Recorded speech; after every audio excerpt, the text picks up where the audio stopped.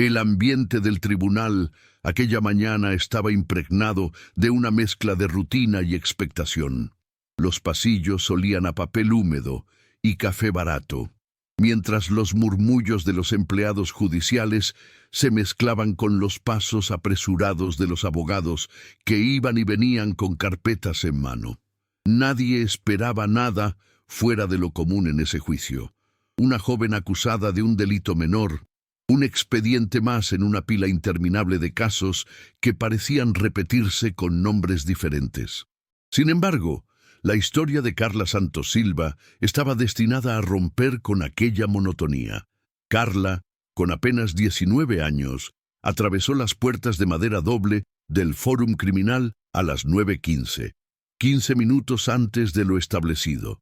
La luz fría de los reflectores del pasillo acentuaba su juventud, haciéndola parecer aún menor de lo que realmente era. Vestía una blusa blanca de algodón y una falda azul marino, prendas sencillas que no eran suyas, sino prestadas por su vecina, Doña María, una mujer que siempre había mostrado solidaridad con ella. Sus zapatos negros, comprados años atrás en un puesto callejero, relucían después de haber sido cuidadosamente limpiados la noche anterior, aunque el desgaste en las suelas delataba su antigüedad. A diferencia de otros acusados que solían llegar cabizbajos o nerviosos, Carla caminaba con una calma desconcertante. Sus ojos oscuros, firmes y atentos, exploraban cada rincón del recinto, como si absorbieran cada detalle. No tenía abogado particular ni familiares influyentes que intercedieran por ella. Apenas la defensora pública que había sido asignada al caso, una mujer de mediana edad llamada Teresa, que aunque comprometida, cargaba con decenas de procesos al mismo tiempo.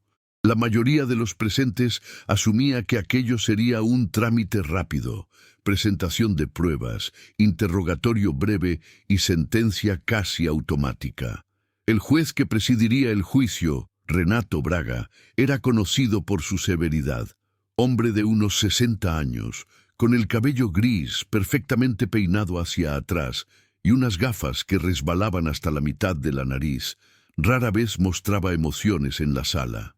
A su lado, el fiscal Augusto Paiva, un hombre joven y ambicioso, se preparaba ansioso para sumar otro éxito a su historial. En los bancos del público, periodistas locales aguardaban con cámaras y libretas, buscando una historia que llenar sus páginas. Nadie sabía que ese día encontrarían mucho más de lo esperado. Cuando comenzó la audiencia, Carla permaneció de pie frente al estrado. El secretario del tribunal leyó las acusaciones.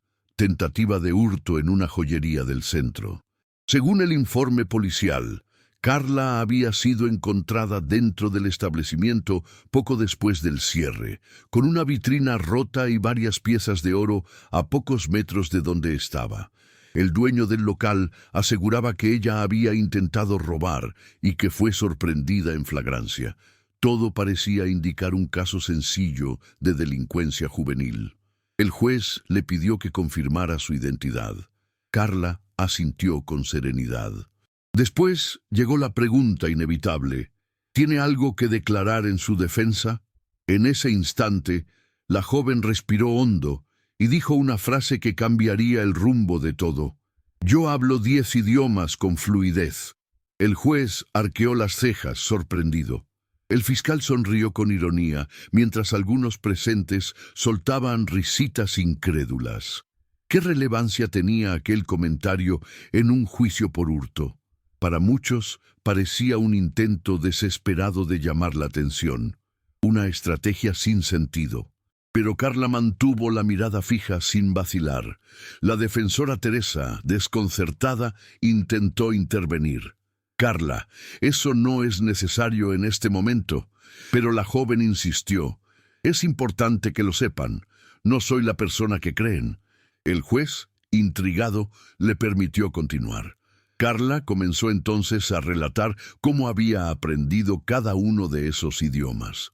Habló en inglés, en francés, en italiano, en árabe, en ruso y hasta en mandarín, cambiando de lengua con una fluidez que dejó atónitos a los presentes. Algunos periodistas comenzaron a grabar, fascinados por aquella inesperada demostración. El fiscal, en cambio, cruzó los brazos con fastidio, convencido de que aquello era una farsa irrelevante. «Eso no cambia el hecho de que fue encontrada en la escena del crimen», interrumpió Paiva con voz cortante. «Puede ser una prodigio de los idiomas, pero aquí estamos juzgando un delito de robo». Carla lo miró con calma y replicó: «Precisamente, señor fiscal, porque gracias a los idiomas que hablo, puedo probar que no fui yo quien cometió ese delito». La tensión en la sala aumentó de inmediato. El juez, intrigado, le pidió que explicara. Fue entonces cuando Carla narró con detalle lo que había ocurrido la noche del supuesto robo. Explicó que ella trabajaba limpiando oficinas por la noche y que había sido contratada temporalmente para hacer aseo en el edificio donde se encontraba la joyería. Según ella, había ingresado al local con autorización para realizar su tarea, pero escuchó ruidos extraños en el interior. Al investigar, descubrió a un hombre rompiendo una vitrina y sacando las joyas. Antes de que pudiera reaccionar, el sujeto huyó por la puerta trasera, dejándola sola en el lugar justo cuando llegó la policía. Lo más sorprendente fue la descripción que dio del individuo. Un hombre extranjero que hablaba en alemán por teléfono en el momento de la fuga. Carla, gracias a su conocimiento de ese idioma, entendió parte de la conversación y captó un detalle crucial. El ladrón mencionó un punto de encuentro cercano donde dejaría las piezas robadas. «Yo lo escuché claramente», dijo con firmeza. Mencionó Bahnhof, que significa estación en alemán. Hablaba rápido, pero entendí que iba hacia la estación de tren cercana. El juez anotó con gesto serio. El fiscal, intentando restar importancia, replicó: «¿Pretende que creamos que una joven de su edad, sin estudios universitarios, entiende alemán a la perfección?» Carla, sin alterarse, respondió directamente en alemán, con una fluidez que dejó sin palabras a todos. «Ich sage die Wahrheit, und ich kann es jederzeit beweisen». Digo la verdad, y puedo demostrarlo en cualquier momento. El silencio en la sala fue absoluto. Los murmullos cesaron. Los periodistas enfocaron sus cámaras y hasta el juez se quitó las gafas para mirarla fijamente. Teresa, la defensora, se aferró a esa oportunidad inesperada para reforzar la defensa. Solicitó que se revisaran las grabaciones de las cámaras de seguridad de la estación cercana, pues era posible que el verdadero ladrón hubiera sido captado allí. La audiencia, que prometía ser rutinaria, se transformó en un espectáculo cargado de tensión y sorpresa. Carla pasó de ser vista como una acusada más a convertirse en la clave para desentrañar un crimen mucho mayor. Su habilidad lingüística, antes subestimada, se convertía en la pieza central de un rompecabezas que nadie había previsto. El juez ordenó un receso para que se investigara la información proporcionada por la joven. Mientras tanto, los periodistas no dejaban de enviar mensajes y redactar titulares apresurados. Acusada sorprende al tribunal hablando 10 idiomas. Juicio rutinario se convierte en intriga internacional. La noticia comenzaba a expandirse más allá de esas paredes. Carla, sentada nuevamente en el banquillo, respiraba hondo. Sabía que no estaba fuera de peligro, pero al menos había sembrado una duda razonable. Sus ojos se cruzaron con los de Teresa, quien le sonrió con un gesto alentador. Por primera vez en semanas, sintió que no estaba sola en aquella lucha. El fiscal Paiva, sin embargo, no estaba dispuesto a dejar que una acusada lo ridiculizara. Durante el receso, hizo llamadas frenéticas, exigiendo pruebas rápidas para contradecir la versión de Carla. Pero cuanto más investigaba, más cabos sueltos aparecían. La joyería no tenía cámaras funcionando esa noche. Algo sospechoso. El dueño, que al inicio parecía seguro de su acusación, ahora comenzaba a mostrarse nervioso ante la posibilidad de que su testimonio fuera cuestionado. Cuando la audiencia se reanudó, el juez pidió resultados preliminares de la investigación. Un agente de la policía confirmó que, efectivamente, en las cámaras de seguridad de la estación cercana aparecía un hombre que coincidía con la descripción de Carla, cargando una mochila y comportándose de forma sospechosa. La grabación mostraba además cómo se encontraba con otra persona en el andén y entregaba un paquete envuelto. Los murmullos en la sala crecieron. El juez ajustó sus gafas y dirigió una mirada severa al fiscal. Paiva, visiblemente incómodo, intentó minimizar el hallazgo, pero ya era tarde. La versión de Carla ganaba fuerza. Ella, por su parte, no se regocijaba. No había espacio para el triunfo todavía, porque sabía que demostrar su inocencia era apenas el comienzo. Lo que estaba saliendo a la luz era mucho más grande que un simple hurto. Había una red organizada detrás, una trama en la que, sin querer, ella se había convertido en testigo clave. Y aunque la mayoría aún no lo sabía, las próximas horas en ese tribunal revelarían verdades capaces de sacudir no solo a los presentes, sino también a toda la ciudad. El murmullo del público era incesante cuando el juez Braga golpeó la mesa con su mazo para restablecer el orden. La revelación de las cámaras de seguridad había trastocado toda la dinámica del proceso, y la figura de Carla, antes vista como la acusada principal, comenzaba a perfilarse como testigo crucial en un caso mucho más complejo. El fiscal Paiva intentó recuperar el control, pidiendo la palabra. Excelencia, aunque la señorita Carla haya señalado a otra persona, debemos recordar que fue encontrada en el lugar del crimen. Eso no cambia el hecho de que estaba allí con la vitrina rota y las joyas a su alcance.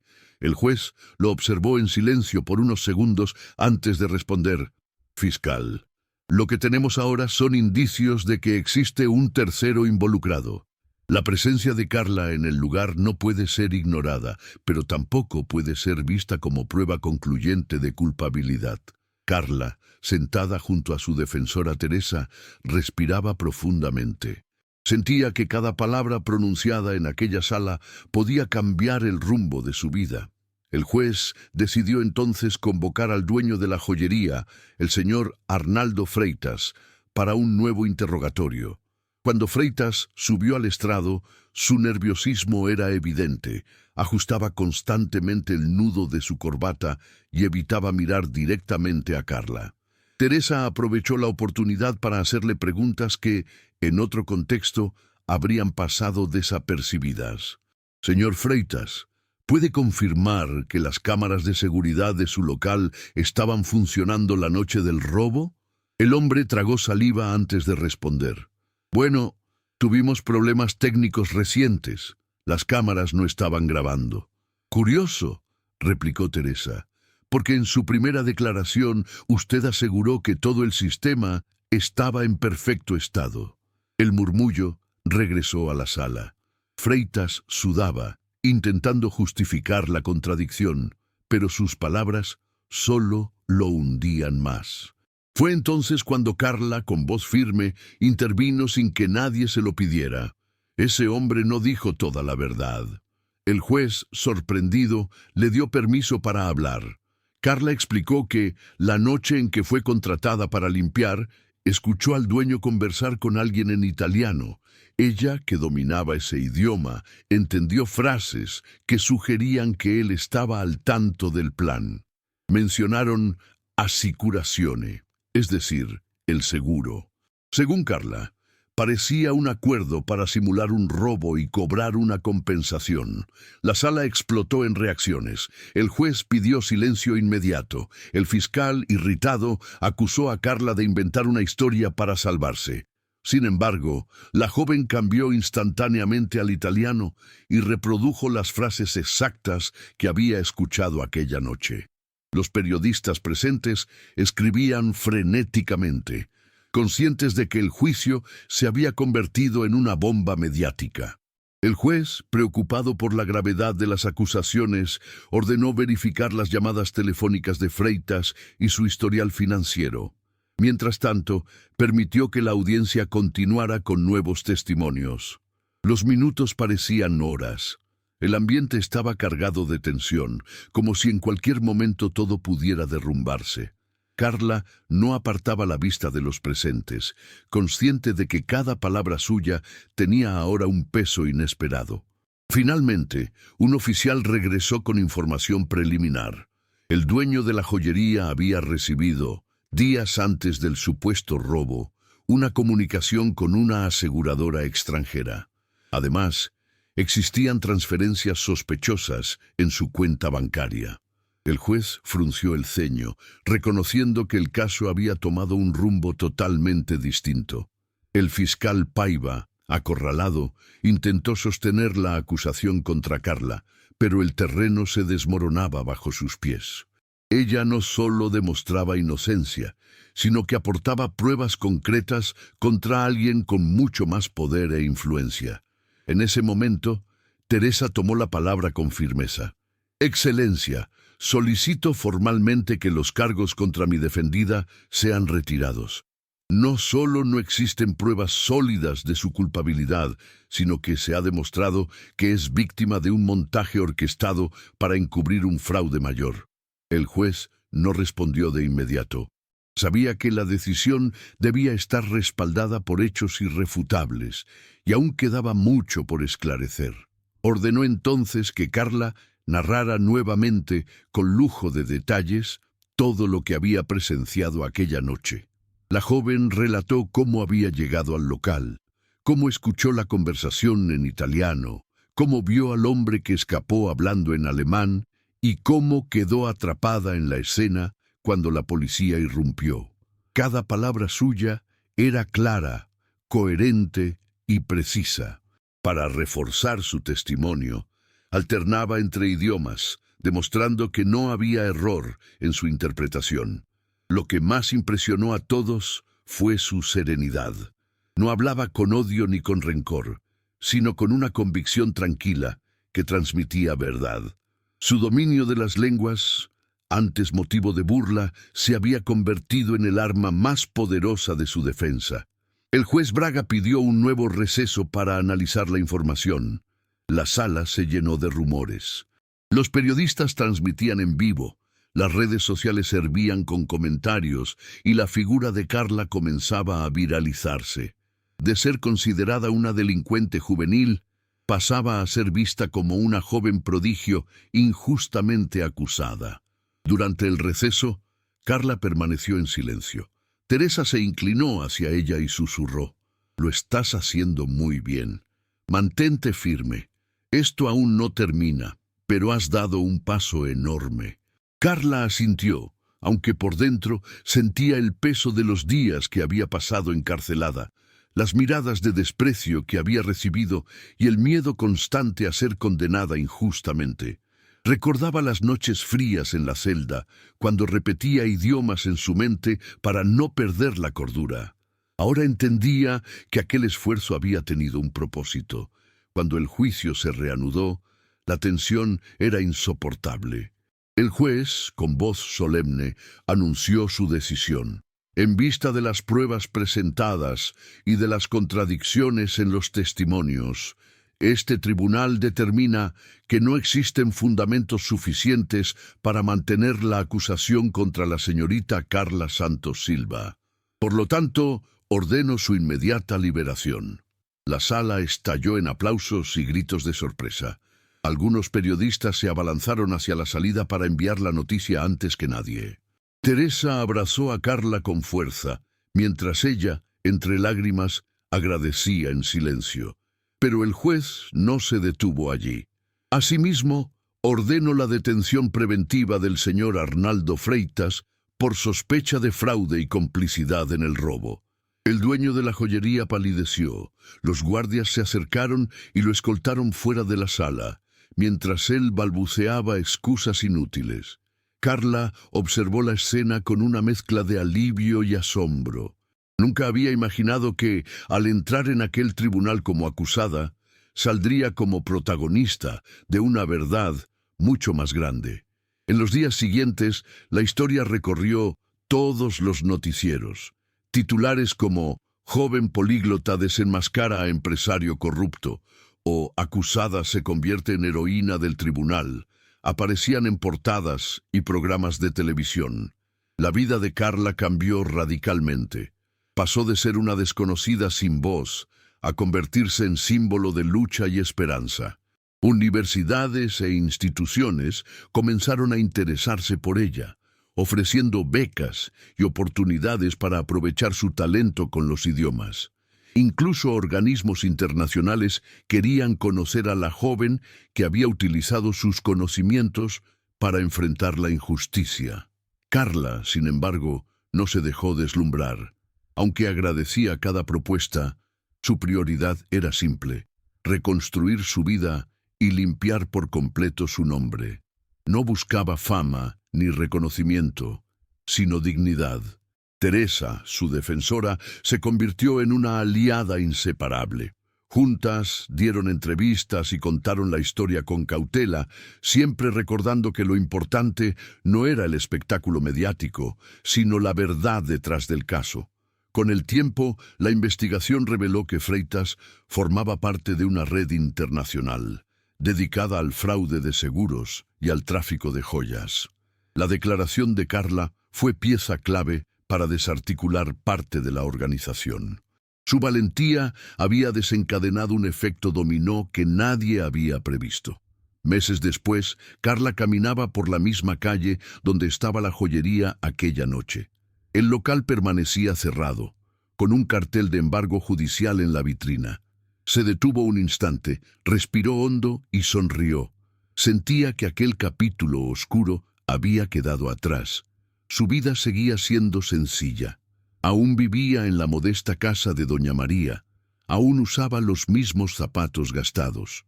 Pero algo había cambiado dentro de ella. La certeza de que sus conocimientos, su disciplina y su verdad podían ser más fuertes que cualquier acusación injusta.